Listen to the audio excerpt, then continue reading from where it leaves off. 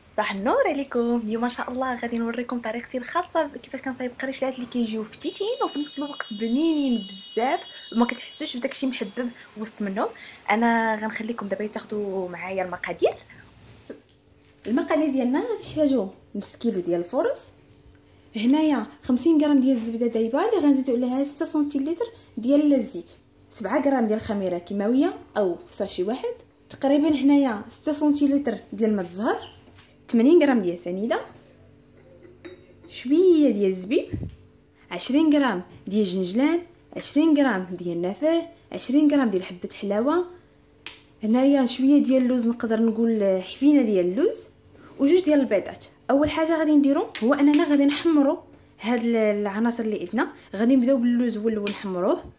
ملي كتبغيو تحمروا اول حاجه كتبداو بها هو اللوز، لانه هو شويه كيتحمر شويه ثقيل، غنحمروه هو الاولاني، عاد نزيدو عليه العناصر الاخرى.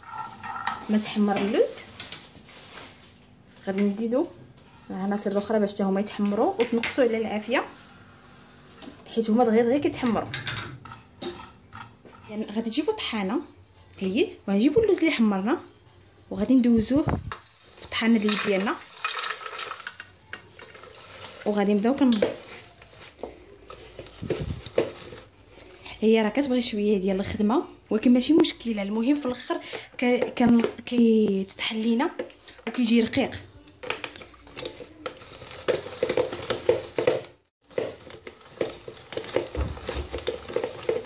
صافي هنا من بعد ما ساليناه بحال هكا كيجي، نقربوا لكم، كيجي كتحس بيه محبب، ماشي غليظ بحال صايبناه بالمدلوك وماشي رقيق بحال غادي يجي بودغ بزاف بحال صايبناه بالطحانه. صافي هنا اللي طحنا نديروه زيدو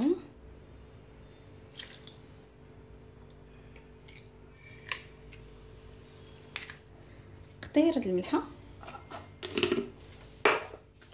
ونخلط.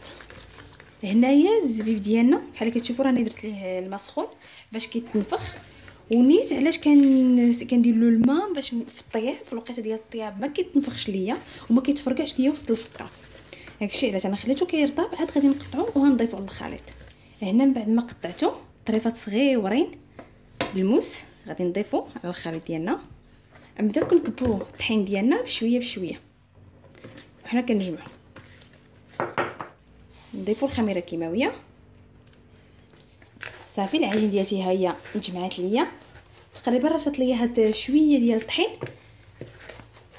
يعني نص كيلو قل شويه، المهم على حسب الطحين ديالكم. دابا غنبداو نحربلو العجينه ديالنا.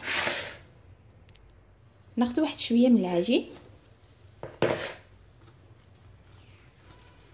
وغادي نبداو كنحربلو باش نديروهم رقيقين بزاف وطوال.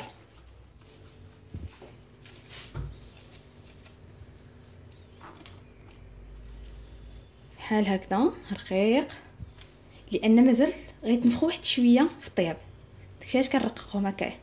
هنا من بعد ما حربلت العجين ديالي غادي ندخلو الفران على درجه حراره 200، نشعل عليه الفوق والتحت، نخليه لمده 15 حتى 20 دقيقه غير بيد ما يقبض الفقاص فراسو، وغادي نخرج الفقاص ديالي بعد ما طاب نص طيبه.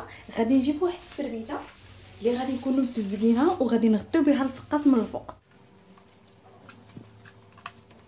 بغيت ما بيتو ليله كامله في السربيته اللي فازقه.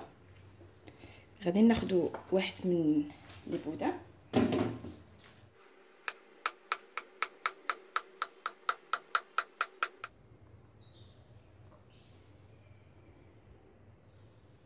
هنا. من بعد ما ساليت تقطع الفقاص ديالي كامل صغير غادي ندخلو الفران على درجه حراره 200، نشعل عليه الفوق والتحت ونسينو حتى يتحمر ونخرجو.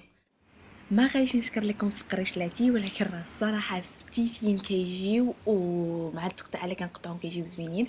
نخليكم انكم تجربوهم عاشوره جايه. نقول لكم عواشر مباركه والسلام عليكم ان شاء الله. لا بروشين فيديو غادي يكون فيها خليها سيربريز.